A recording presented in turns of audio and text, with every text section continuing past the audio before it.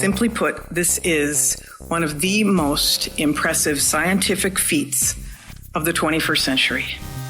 Hello and welcome to episode 143 of the Clean Energy Show. I'm Brian Stockton. I'm James Whittingham. This week, fusion breakthrough. All clean energy needs have been met. This podcast is no longer necessary. Go listen to Joe Rogan. Oh wait, I'm hearing in my ear that people are overreacting to this news and commercialization is still decades away. The world's first utility-scale solar project is going ahead with solar panels sitting flat on the ground. These green energy hippies were just too lazy to put them up on a proper mount. The Salton Sea in California apparently has more lithium than Nevada's Lake Mead has dead bodies. Some think there's enough lithium to power the entire United States and then some. Huge congratulations to TC Energy's Keystone pipeline that has successfully leaked more oil than any other pipeline since 2010. Wait, I'm being told that's a bad thing. As well, we have stories on Canada canceling fossil fuel subsidies. Well, sort of. An update on people shooting at power stations. Sales for cargo ships. People who hate wind turbines and more are more likely to think that the moon landing was fake. Plus, a new study on traditional nuclear helping or not helping the fight against global warming. And much more on this week's edition of The Clean Energy Show.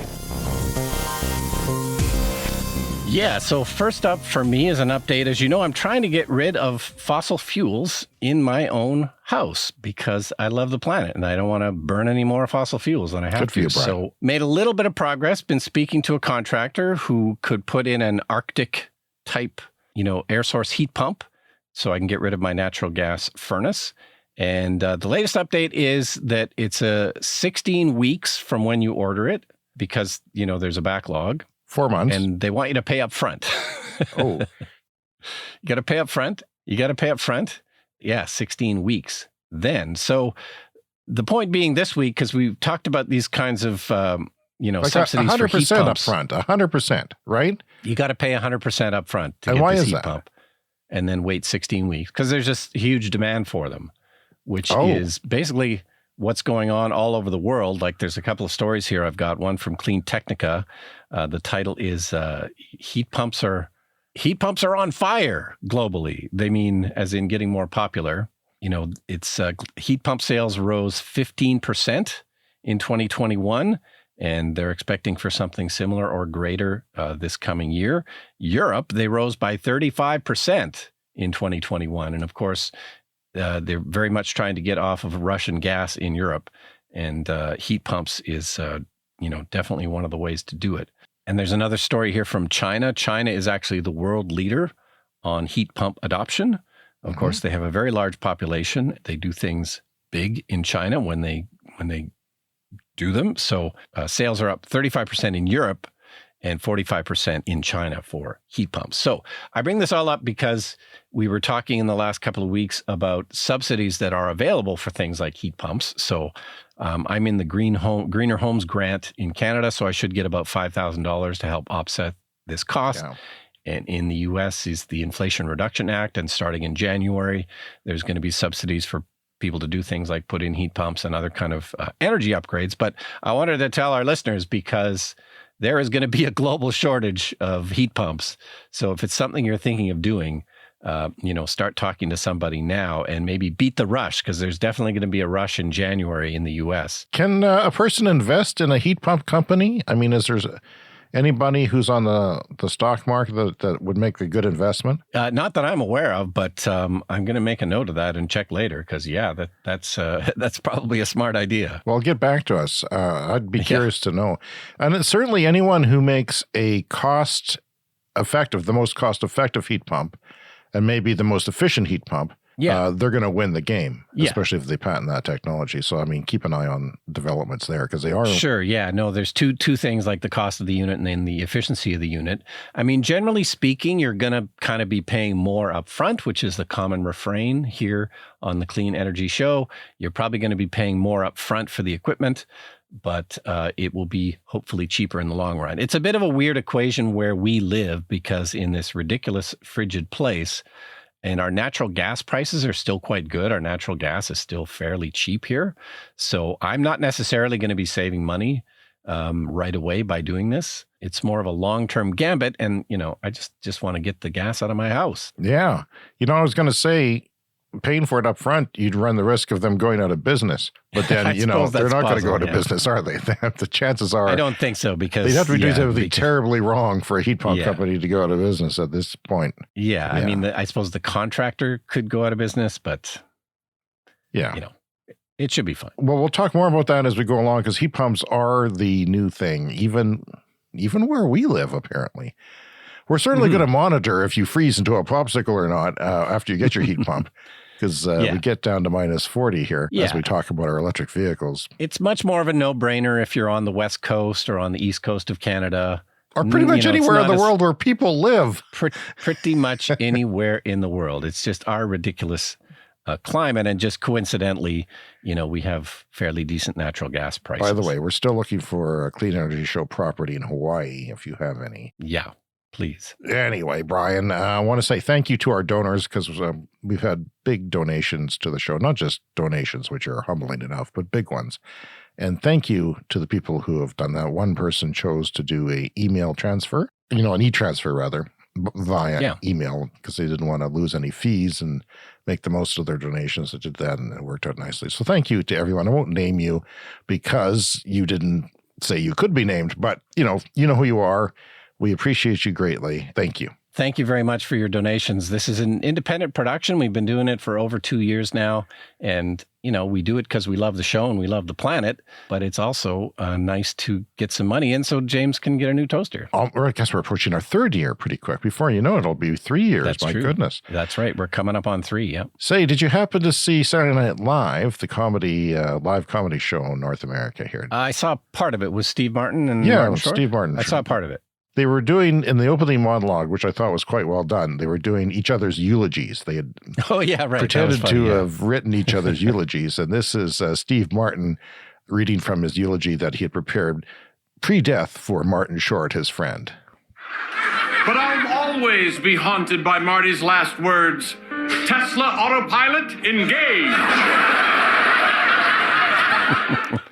I thought that was funny, so I played it on the show.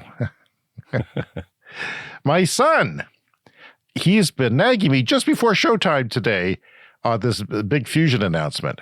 He didn't. Yeah. I was waiting to hear from him on this, because he's one of these people, these silver bullet people, which is almost everyone. It's probably 99% of the people who listen to our show. I'm sorry, but everybody has this silver bullet where it's a pet of theirs, an energy pet. Yeah. Whether it's nuclear as a whole, some people do that. And then there's nuclear fusion, which has been talked about. I mean, I learned about nuclear fusion from my hairdresser 25 years ago. He's like, "Oh, it's coming quick," and that's going to be the thing. We don't, that's going to solve this whole problem. And of course, a lot of people believe that, and there's nothing wrong with that. I mean, it's been frustratingly long to get to the achievement that we're going to talk about shortly.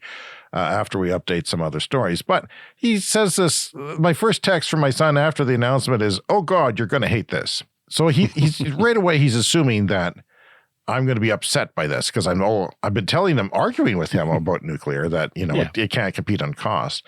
And he says the first fusion reactor has been built that produces more energy than it consumes.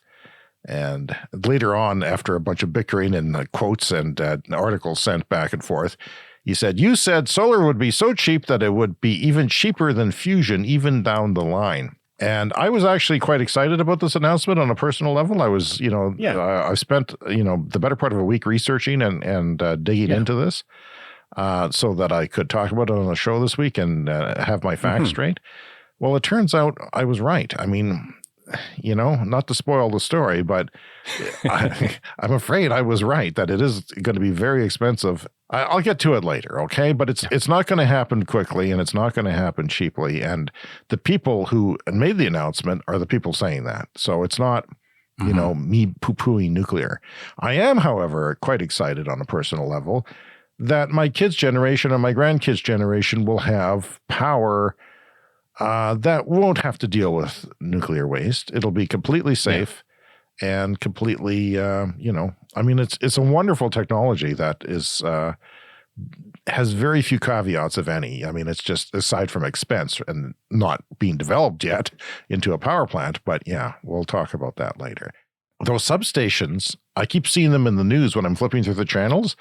It's turning into a big story, the shooting of the substations. Yeah, so we talked about this probably last week, where in North Carolina, there was a shooting attack on an electrical substation, and, 40,000 people were without power for almost a week. Then a few days after that, news of gunfire near the Duke Energy facility in South Carolina. Now, it seems like probably nothing happened with that one. There were some shots heard, no power outages. But there's a great article on NPR about this. North Carolina attacks highlight the vulnerability of power grids. So here's the thing. There's 55,000 electrical substations around the U.S., and most of them are kind of vulnerable. These things are liquid cooled. This is the main kind of danger. They're liquid cooled. So you can take a rifle, shoot into them, and then all the liquid drains out, and then they overheat, and then they fail. It's not like probably you shoot the whole it thing fails, and I'm guessing it's not just one component, not one capacitor or one individual component. The whole thing has to be replaced. Yeah. Or we shouldn't be telling people this, but it is in the news. It is in the news. And some of them have been over the years sort of fortified, like put up like brick walls and stuff. Is that right? I didn't know that. But, there's 55,000 of them, and they're not going to be particularly well protected, of course. Yeah, it's a concern. I mean, it's maybe not something we should be worried about yet, but I don't know. Who knows? Well, if somebody decided to get organized and attack on a coordinated basis, I mean, a week-long power outage for tens of thousands of people is nothing to sneeze at. And it sounded like it was awfully easy to do with, I wonder, if they had the knowledge of what they were doing, or if it was just they were shot at it and got lucky. Lucky. I'm not sure. I mean, presumably they knew. I mean, it's this issue of the cooling liquid leaking out. So well, let's hope it was a disgruntled power employee and not somebody who knows what they're doing and trying to disrupt the United States. People talking about it on television, experts saying that you can't really protect the power. It's just not going to happen. You have to find the people doing it and then get to it that way. I mean, you could put up more barriers, and some of them do have, like brick walls around them or whatever. But it seems unlikely. I mean, if it turns into a bigger problem, then perhaps there'll be a mass deployment of walls. Not at the moment. And one of the problems that I keep seeing mentioned is that a lot of these stations, they want to be away from people. People don't want to look at them. And so they're kind of isolated. In fact, some of them are extremely isolated. They're very remote in rural areas, not near populations. Yeah, so ground mount solar, I know that you brought this up on the show several months ago. This is the idea of putting solar panels just completely flat on the ground. Without any hardware or panels really at all. Yeah, they're just connected together somehow. So you level the ground first. You probably have to level it, make a nice, smooth, level chunk of land. Yeah. And you probably have to make a sort of like drainage ditches and stuff like that. Yeah. So we have one now that's coming online in Texas, and this is 100 megawatts. This is a decent sized solar project. 10 times what we have here where we live. They're making 10 megawatt ones here. And it's just a normal one on regular mounts. This is 100 megawatts. This story is from Electrek, and it will be the only utility scale solar farm that is mounted flat so far to date. There's many advantages to this, but one of them is just that you can put more panels in the same kind of area. That's right. Because you're basically just sticking them up right next to each other. So if you're in an area where land is an issue and you don't quite have enough land for this stuff, now, of course, there's downsides to that too. Like, you don't get the advantage of the angle of the sun. But as we talk about frequently on the show, the whole solar system will eventually be so overbuilt that, those kinds of issues aren't that big a deal. But one of the biggest benefits of this, as near as I can tell, is, they can just basically they throw a Roomba on this thing to keep it clean. But that's also one of the challenges, Brian, is the fact that they get dirtier because they just sit there. There's not as much of runoff. Right. But then at the same time, the solution to that problem works quite well, you say. It's dirt cheap. It's like the robot can clean up to 2 megawatts of the solar every day. So they just, the robot can just kind of run continuously like a Roomba runs, in people's houses. So every 50 days it starts over. And yeah. So the rough cost to clean a tracker plant one time is 50 cents per kilowatt hour. This is a plant where they're mounted normally. 50 cents per kilowatt per kilowatt. And these panels can be cleaned for a year at 50 cents per kilowatt. Wow. Yeah. Very interesting. So you would save money. Hardware is not cheap, but the solar panels that I saw here, they track. They're on movable tracking things that track the sun east to west. Mm-hmm. And of course, Texas is a lot farther south. We're in that's going to make a difference. And we're not in the far north of Canada. We're in southern Canada, but that's still quite far north. So, if we had flat panels here, the winter production would be pretty abysmal. Yeah, I don't think it makes sense. I said it last time. I don't think it makes sense in winter climates, although I'm sure they could develop robots for cleaning snow if they had to. But I think it also just works better where we are. And the more northern you are, even northern half of the United States, it's going to make more sense to actually tilt them towards the sun. Perhaps. I assume economically it makes more sense. Yeah. Obviously, Texas is a lot further south, so the angle of the sun is not as big a deal in the winter. So, there you go. News from here in Canada again. Canada had made a pledge some time ago to stop subsidizing fossil fuel projects abroad outside of Canada. So the good news is that Canada has decided to stop any subsidies that would go to fossil fuel projects outside of Canada. The bad news is they haven't canceled those projects here at home yet. They haven't canceled those subsidies in Canada. But, what can I say? It's progress of a kind. This was a pledge that Canada had made last year, and there was a deadline at the end of this year. They said, okay, we're going to do it by the end of 2022.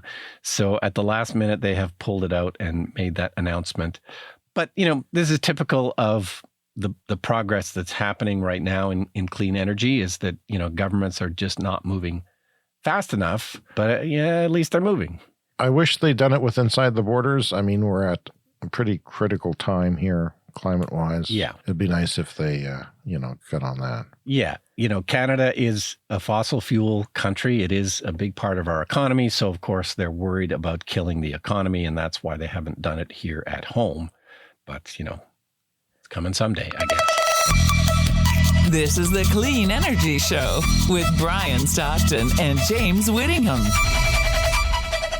Well, this was a very successful scientific experiment done in a laboratory to show that the process of fusion can be duplicated here on the Earth and that they can get more energy out of it than they put into it. But let me say that the way they did it in this National Ignition Facility is not the way we're going to be generating electricity. This was to study the process of fusion itself and study the lasers, the incredible lasers that they use to generate the power. All right, it's time for full team coverage of the fusion breakthrough. Okay, the advancement by Lawrence Livermore National Laboratory researchers will be built on to further develop fusion energy research. So this is a laboratory milestone, one that has been sought after for decades, Brian. And from an environmental perspective, fusion has always had a strong appeal because it's not dangerous. It's different than fission, which is your normal nuclear power. Fusion combines atoms rather than splits them, right? It puts them together. But it's very interesting. It's just hard to do, and they haven't achieved a net energy gain. So it takes a lot of energy to create particles, atoms that want to fuse together. It's hotter than the inside of the sun, the center of the sun. Yeah, well, I watched a YouTube channel, the Cleo Abram YouTube channel, Huge If True is sort of the name of the series, and a couple of YouTubers, did you watch that? A couple of YouTubers built a fusion reactor in a garage. Did they? Yeah, okay. And it worked, but the key is they did not get more energy out than they put in. So, and this has been the problem with fusion for all these years. It takes a huge amount of energy, and they're not getting even that amount of energy out of it until now. Billions of dollars from governments around the world have been put into this, and this is the first time that it's happened. I guess they got out 1.5 times the energy that they put in using the world's most powerful laser to do this.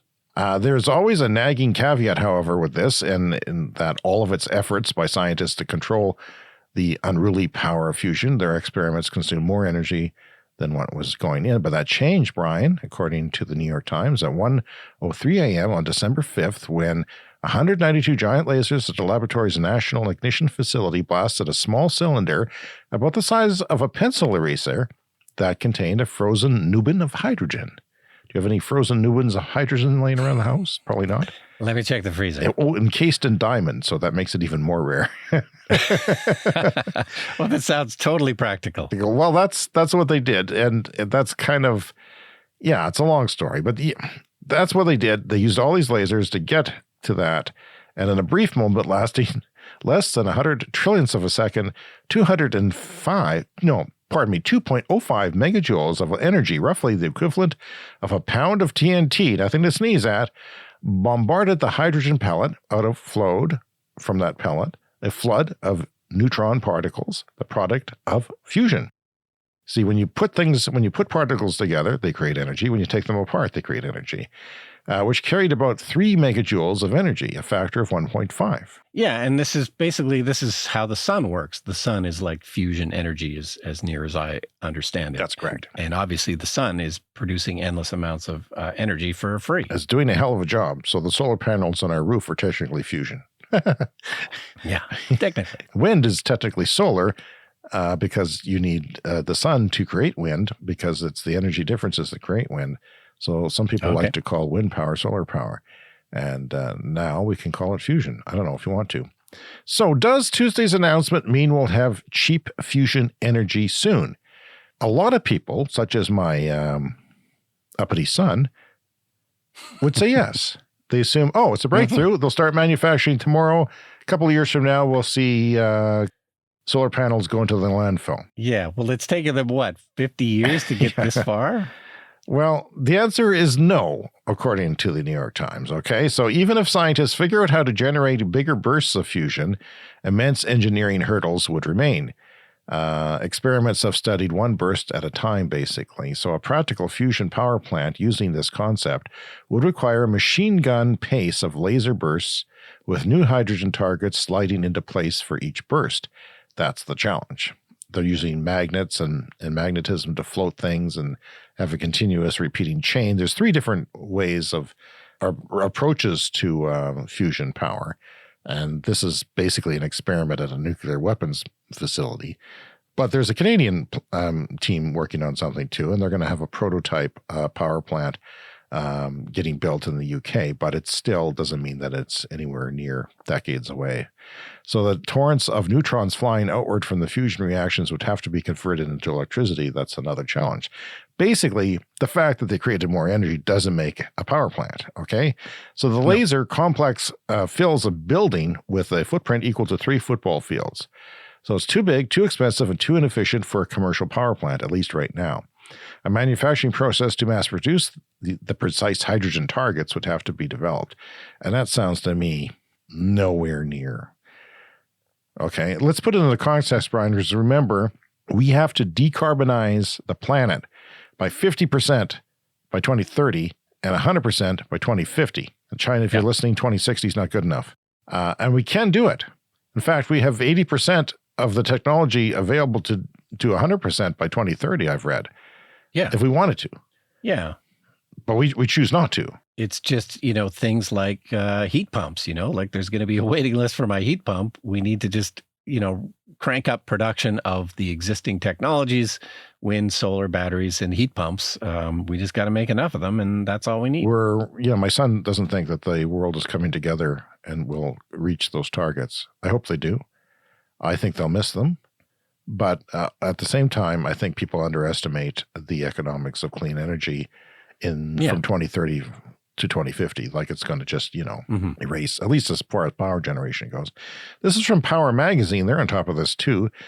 Tony Ralstone, a nuclear engineer at Cambridge University in the UK, told National Public Radio in the United States that unless more significant progress is made, fusion would be unlikely to have a major role in power generation for another 40 to 50 years. Yeah, that's too late. It's too late. It's too late for me, too. My kids might see it when they're my age or older. My grandkids might live in a world where A solar farm erected today would come down and be decommissioned in 30 years. And even then, doesn't sound like it's going to be there. Okay. It could be, but it doesn't sound like it would be. Well, this is something we've talked about before too, but there's so many super complicated energy systems that exist today, including things like nuclear. Like making a nuclear plant is just insanely complicated. Building an offshore floating oil platform to drill for oil, like it's insanely complicated. And if solar, wind, and batteries has existed 50 years ago, we wouldn't have done any of these things. Like they're just too complicated and expensive when these cheaper alternatives exist. And that's kind of the problem, is that solar and wind and batteries and geothermal and other things that exist and are getting cheaper make it less profitable for investment into stuff like this, because there's going to be huge upfront costs to get the development there, and then you're going to have to really back the technology in order to get the prices down. So David Keith, climate expert, says fusion maybe, but beware of the hype. I don't know the details, he says, but for what it's worth, my first professional job was in Canada's national lab working big lasers for fusion, and I have been interested since. Getting more energy out than went into the laser is cool technical benchmark, but it has almost nothing to do with the practical requirements to make commercial power. That's what people don't realize. And you hear this silver bullet thing. I'm going to finish what he had to say, but they're just not looking at the whole picture, and maybe they're not hearing that one sentence, that caveat at the end of the interview, which is really important. Suppose one had a free supply of fusion reactions in pellets. You could make competitive electricity, he asks. Hard. Getting cheap energy from neutrons is really hard. Even those neutrons, if they're free, it's really hard. And worse when it needs a high vacuum. So there's lots of just technical details that are hurdles, really. Yeah, well, these YouTubers that made a fusion reactor in their garage, like a vacuum is one of the big things for it. You got to suck all the air out, and they blew a breaker on their wall, and then they lost all the air, and then they had to suck all the air out again. It's still kind of cool that they made it, and they sort of made it with these off-the-shelf parts. It's a lot of fun. But it's just insanely complicated. It is a genuine breakthrough. Like they got more energy out, and people have been trying to do this for literally 50 years or more. So it's a huge breakthrough, but nowhere near practical. But it's a slow churn towards commercialization, which is what we think of, right? Another challenge is that it is as hot as the sun. So you have, that stuff breaks down when you have something that has to contain something that hot, and a vacuum in particular. So there's serious challenges here that I'm confident they'll work out. And I think that, next century, there will be no wind turbines or maybe even solar panels. So we'll just have fusion at the end of this century sometime. Maybe 60 years from now, when it's cheap enough to spread, 70 years, I don't know. I think it is the future. It's just going to take it sounds like it's going to take a long road to get there. So Bloomberg says this: it's still a long way from the breakthrough in California to building a fusion-based power plant. While this experiment generated excess energy on a small scale, the industry needs to develop systems that can produce much more excess energy on a much larger scale. This is 1.5, Brian. I heard 10x as kind of where they need to be. A net energy gain shows that the concept will work, but the systems are still complicated and expensive. The New York Times says this.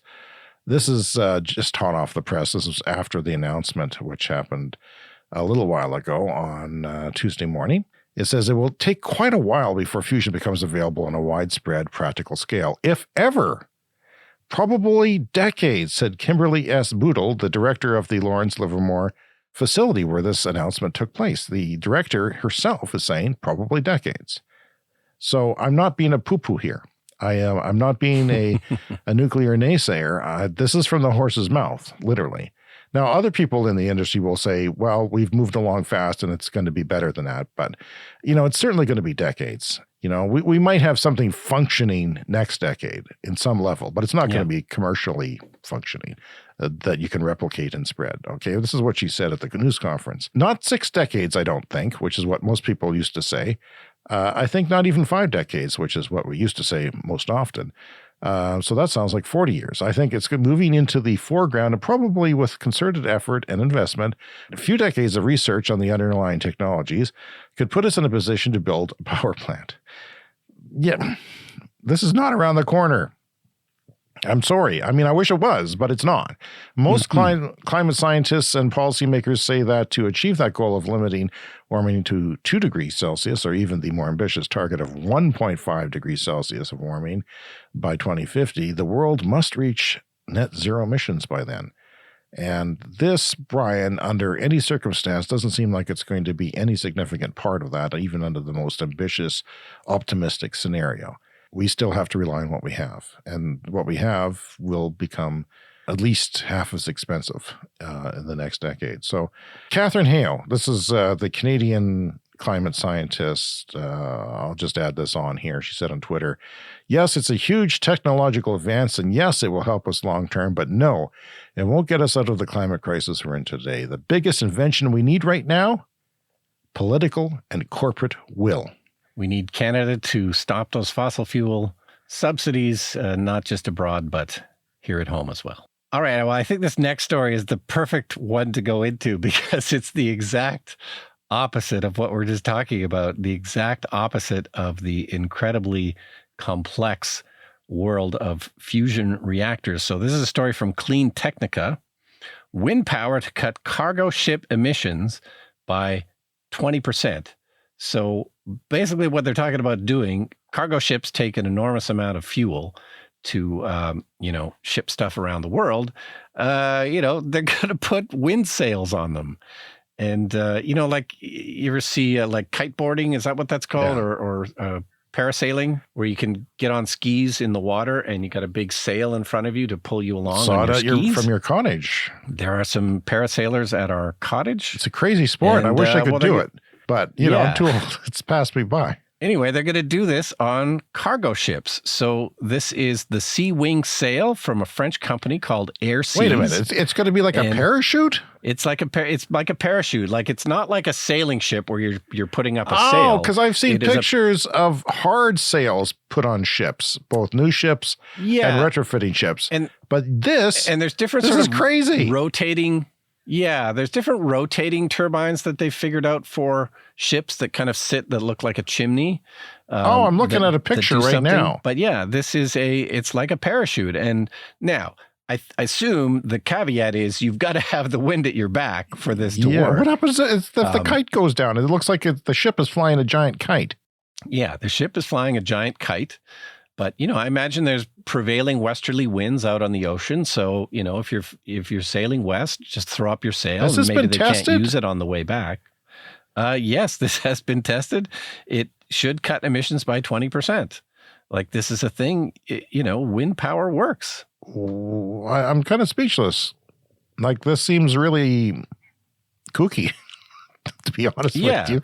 I mean, when you go and fly a kite, the kite twirls around and goes down into the ground, and you have to send your kid to go throw it up in the air again. And then, you know how that works. Well, you couldn't do that with this. It'd be go hit the water, and then you'd be like, oh, well, I guess we're done. I mean, I'm sure there's ways to, people figure this out for parasailing, for kite surfing.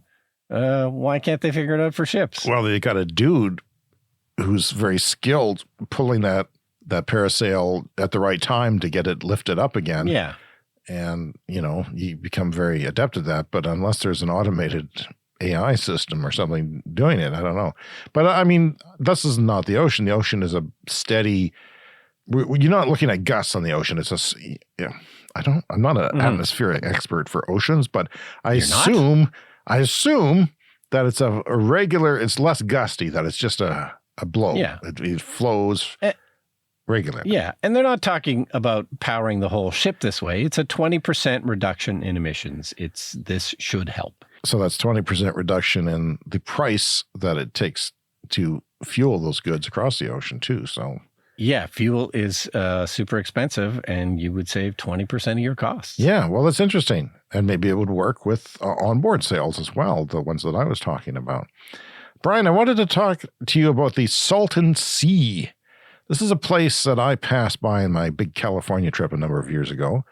We went down to Calexico, which is right on the U.S. border. There's a little town on the American side called Calexico. On the other side, looks very different.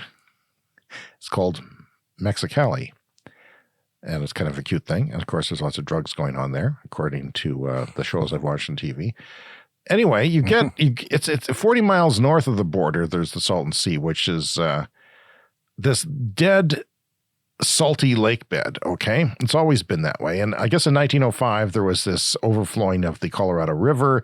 It overflowed some canals and filled it up partially. I guess it used to be much bigger years and years, well, decades, perhaps centuries ago. I don't know.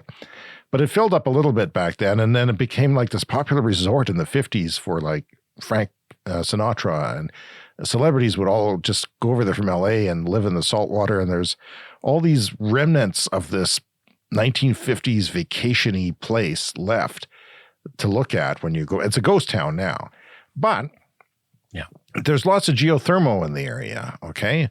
And what I didn't know, what I just learned today, is that it's got a lot of bad dust.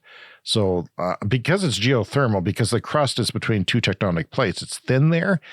And so the water just sort of gurgles up, the brine from the groundwater, and it gurgles up because it's heated. And then it brings with it minerals, including lithium. And then the water dries and it just leaves the lithium behind. So this could be the cleanest, greenest lithium on the planet, they claim.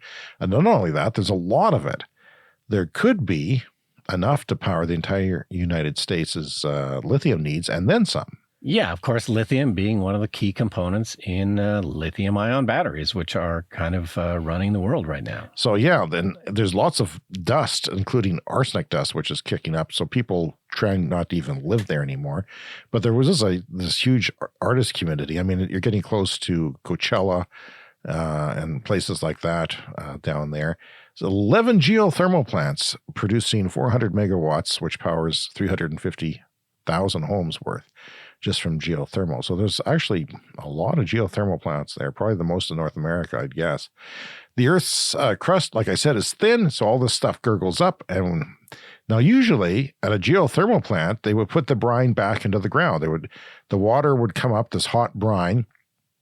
They take the energy out of it and transfer it to water to produce steam and then put it back in the ground. But what they're saying is it could be a cheap way to, since they're bringing it up already, to just turn that into a lithium extraction right there at the geothermal plants. So one of these, or all of the 11 geothermal plants. Lithium mining is usually water intensive and leaves behind contaminants. And this bypasses those things. And there's a cool 15-minute video that CNBC did. I'll put a link in your show notes for you to have a look at that. Just wanted to pass that along. And just some quick bad news, the bad news story of the week. The Keystone pipeline. So this is one of the major oil pipelines that runs between Canada and the U.S. Massive leak in Kansas. 26,000 barrels of oil have now leaked from the Keystone pipeline since 2010. So this is the company TC Energy. Big controversy in Canada lately about expanding the Keystone pipeline with kind of mixed results. But I think it's just important to remember that pipelines, it's probably a safer way to transport than by rail. There was a derailment near us not long ago with some oil on board, that massive fire. But 26,000 barrels of oil since 2010 coming out of that pipeline. We'll be better off once we can stop doing that. Boy, a world without pipeline leaks or oil spills, wouldn't that be something? Yeah.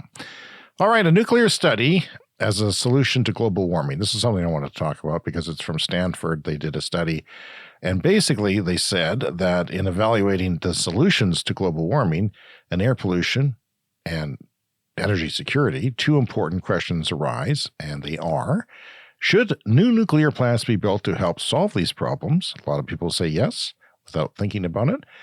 I say, should existing aged nuclear plants be kept open as long as possible to help solve these problems? To answer these questions, the main risks associated with nuclear power are examined.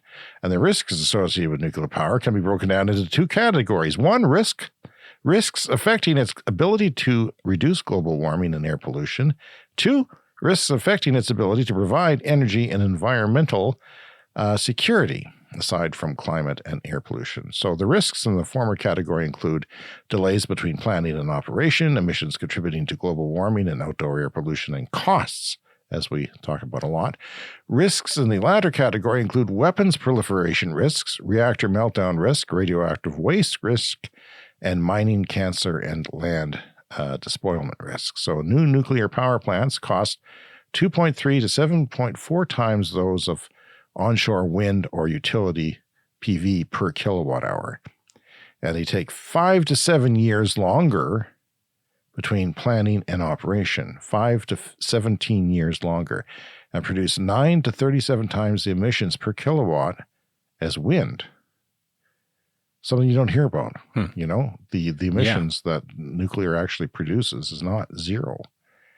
And it's actually 9 to 37 times the emissions of its energy output compared to wind. So as such, a fixed amount of money spent on a new nuclear plant means much less power generation, a much longer wait for power, and a much greater emission rate than the same money spent on WWS technology, wind, water, and solar. There is no such thing as a zero or close to zero emission nuclear power plant, says the study. Even existing plants emit due to the continuous mining and refining of uranium needed for the plant. And however, though, all power plants emit 4.4 grams per CO2 equivalent per kilowatt hour from the water vapor and heat they release. So water vapor is bad. And this is a question I have about the fusion plants, rather, is that are they emitting any water vapor? I haven't heard on that, and I will get back to you as soon as I hear something. Or if you know something, always email us at the Clean Energy Show, cleanenergyshow@gmail.com. This contrasts with solar panels and wind turbines, which reduce heat or water vapor fluxes to the air. On top of that, because of all nuclear reactors, they take 10 to 19 years or more between planning and operation. It is 2 to 5 years for utility solar or wind. And nuclear causes, a lot of emissions for 100 years. Overall, emissions from the new nuclear are 78 to 178 grams per CO2 per kilowatt hour, and not close to zero at all. So China's investment in nuclear plants takes so long between planning and operation instead of wind and solar resulted, because it chose nuclear instead of wind and solar, but it took so long, China's CO2 emissions were increased 1.3% from 2016 to 2017 in 1 year, rather than they should have declined by 3% if they went the way that we suggest here on the show, Brian. Yeah, solar, wind, and batteries. The resulting difference in air pollution emissions may have caused 82,000 additional air pollution deaths in China. This is nothing to sneeze at, literally. In 2016 alone, with additional deaths in years prior and since. Some feedback here that came in just as we were wrapping up last week's show. This is from, let's listen. Aloha, James and Brian. My name is Ryan Nielsen. I live in a little town called Galax, Virginia, Galax, like galaxy without the Y. I'm originally grew up in Hawaii, hence the Aloha. Go Hawaii for their clean energy. I've heard lots of things about it on your show the last few months. I've been listening for about 6 months now and never miss a week. We started listening after we got our first electric vehicle, an Ioniq 5, and have taken an increased interest in the environment and helping to save our planet. We just found out yesterday about a solar farm. It's going to be a 20 megawatt solar farm that's in the plans for our community, just a few miles from our home. And they're having a public commentary period for the next few weeks. I will be going to a public meeting for it at our local library tomorrow. And I wanted to get your guys' thoughts on the pros of solar farms in the community to counter all of the negative, as there are lots of outlandish and ridiculous claims that are out there and already being put out there.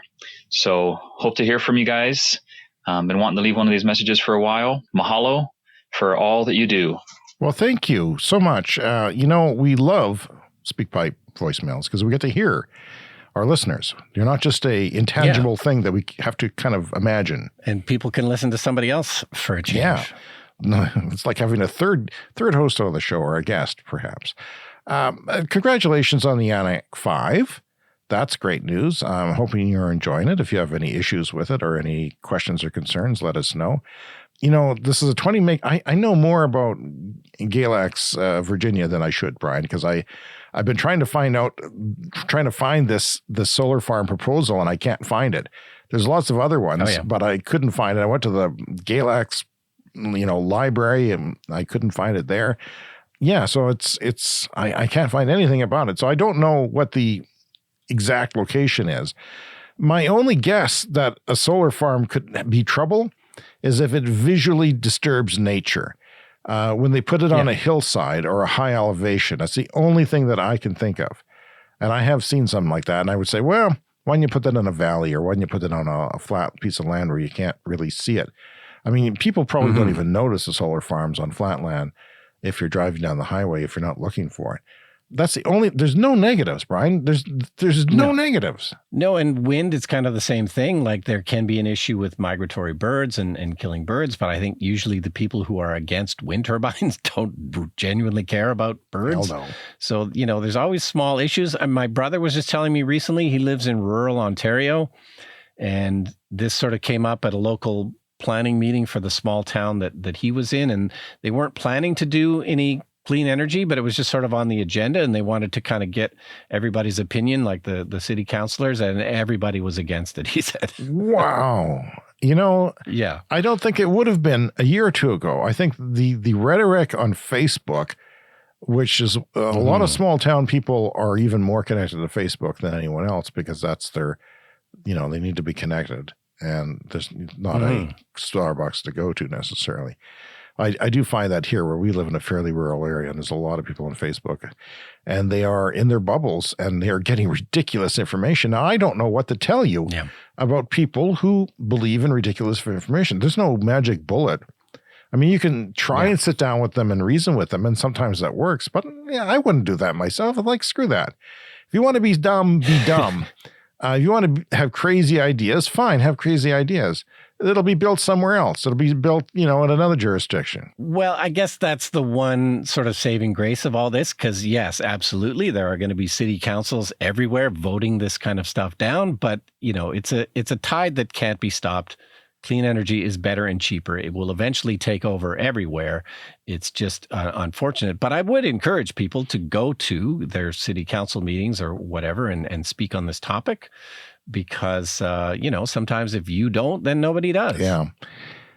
I just don't like getting into arguments with people who are cuckoo, because you can't reason with somebody who thinks the earth is flat. And I don't like going to meetings. Meetings. I'm not a big fan of meetings. So, I decided to start a podcast instead. This is our way to contribute. Yeah, so 20 megawatts is twice the size of the solar farm that I looked at nearby, and they're building around here right now. They are building bigger ones down the road. But, Virginia is actually a pretty good place for solar. They have, projects, a lot of projects on the go. Rooftop solar is possible there. They have, the utility there has school bus rebates, which I happened to see just before I got his message. That, they have, they're buying a bunch of electric school buses, and they quite like them. They are more expensive right now, but they, immediately the drivers are really praising them and liking them a lot. We love to hear from you. Contact us by email at cleanenergyshow@gmail.com.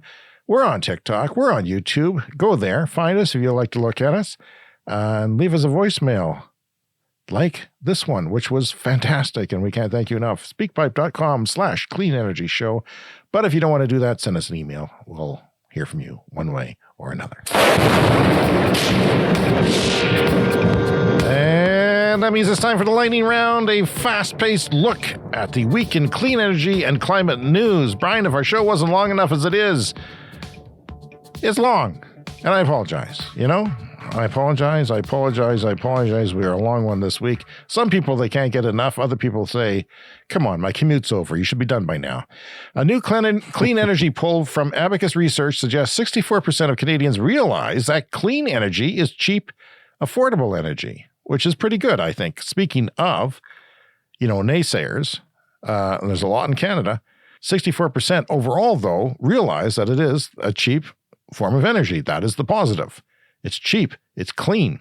You want to win over people in a small town? Cheap. Yeah. You save money. Cheap. You save Everybody likes money. Everybody likes saving money. Maybe people don't realize that. They probably read on Facebook that it's more expensive. I mean, we heard somebody say last week for the oil industry propaganda that wind turbines have never worked anywhere in the world. They've been in operation for decades. Okay, 68% of Canadians believe that clean energy is secure energy. So that's another one. There's two talking points for you. Clean, cheap. In our current climate, energy security is a big, big thing. If you can control your own energy supply and get it from the sun, you don't have to deal with foreign dictators. Toyota, again, in the news, they are telling their suppliers that, hold on, we're coming up with a new 3-year EV plan, especially with what they deliver to Europe. So it sounds like we're going to hear in the new year, Toyota coming around on the EVs. We'll see. Oh, it's time for a CES Fast Fact, Clean Energy Show Fast Fact from EcoWatch. In Europe, 40 to 60% of fish caught are discarded because they do not meet supermarket quality standards. Nearly 50% is discarded in the United States. So that is all. Food waste is a big thing, Ryan. Don't they, can't they turn it into pet food or something? Discarded. It says discarded. I'd look into that further. People with further information, you email us. U.S. gas prices peaked in June at $5 a gallon. That's $1.31 a liter, which is not where we peaked here. We peaked over $2, didn't we? Yeah, for sure. Humbug, I say to that. And a study of 2,055 German adults, a study found that a strong correlation between harboring conspiracy mentality and being unlikely to vote for wind turbines near your community. Again, this gets back to our feedback from Virginia. Mm-hmm. The correlation held regardless of if the referendum on the building of turbines was proposed by the supporters of the wind farm or its proponents. So, in another study of a similar amount of German adults, a conspiracy mentality was found far and away the biggest predictor of voting against a wind farm, much more so than age, gender, education level, sad, or being politically right-wing. So if you believe in conspiracies, regardless of your political affiliation, regardless of your education, and it's always sad to see educated people believe conspiracies, but it happens. I've seen it. Yeah, so Germany ranks third in the world for installed wind power capacity in 2020. Almost a quarter of the country's energy came from wind, and the government has pledged to double that by 2030, designating 2% of Germany's landmass to become wind farms. So that's our time for this week, Brian, and it is more than time, so thanks for listening, everyone. We always appreciate it. Tell your friends, spread the word, write it on bathroom walls in public washrooms. Well, I don't care. No. We like to hear from you, as always. cleanenergyshow@gmail.com. Check us out on social media, where our handle is @CleanEnergyPod. By the way, if you're new to the show, remember to subscribe on your podcast app to get new episodes delivered every week. And there is a donate button in your show notes if you care to buy us a cup of coffee. We'll see you next week, probably one day late next week, but we'll see you then. I can't wait to do it again, Brian. See you next week.